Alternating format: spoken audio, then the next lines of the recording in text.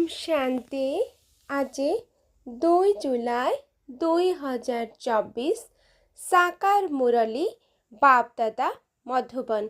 बाबा कहते मीठे बच्चे तुमे माने बाबा को मने पकाई पाप को दग्ध करने पाई एठाको आसीछ।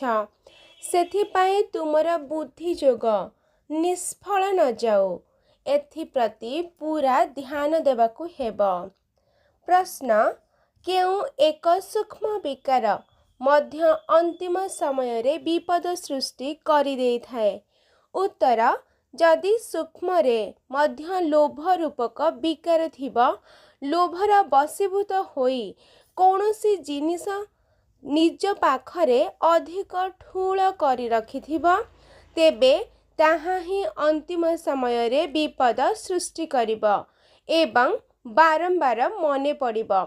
सेथिपाई बाबा कहउछंती पिला माने निज पाखरे किछि भी रख नाही, तुमको समस्त संकल्प को मध्य समाप्त करी बाबांक स्मृति रे रहिबार अभ्यास करिबा को हेबा।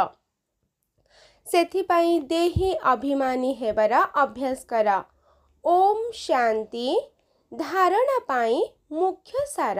1 नंबर, बाबांकर स्मृति रे बसिबा समय रे टिकिए भी बुद्धि एणे तेणे जिबा उचित नुहे। सदा सर्वदा रोजगार जमा हेउथाउ। तुमर स्मृति एही भली हेबा उचित जहाँकि चतुर्दिग निशब्द होई जाओ। 2 नंबर, शरीर को सुस्थ रखिबा पाई जेतेबेले बुलाबुली करबाको जाउछ, सेतेबेले परस्पर भितरे परचिंतन करबा उचित नुहे।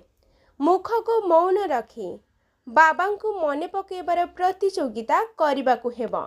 भोजन मध्य बाबांक स्मृति रे रही खाइबाको हेबा।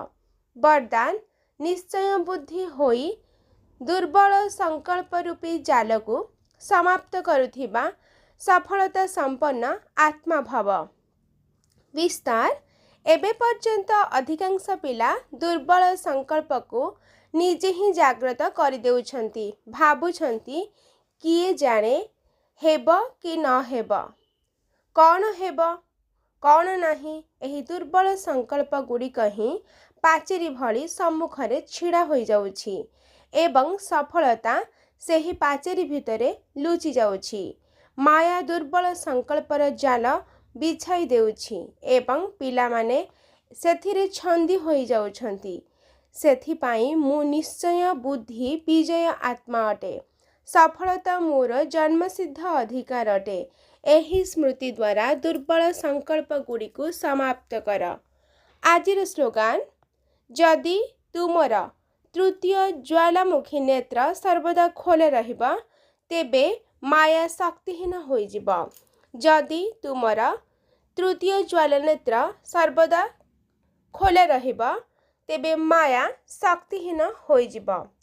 अच्छा, मीठे मीठे शिकिलाधे संतान मनक प्रति माता पिता बाप दादांकर मधुर स्नेह भरा स्मृति एवं सुप्रभात। आत्मिक पितांकर आत्मिक संतान को नमस्ते। आत्मिक संतानंकर आत्मिक माता पिता बाप दादांको याद प्यार नमस्ते नमस्ते नमस्ते। शुक्रिया बाबा, शुक्रिया। अच्छा, ओम शांति।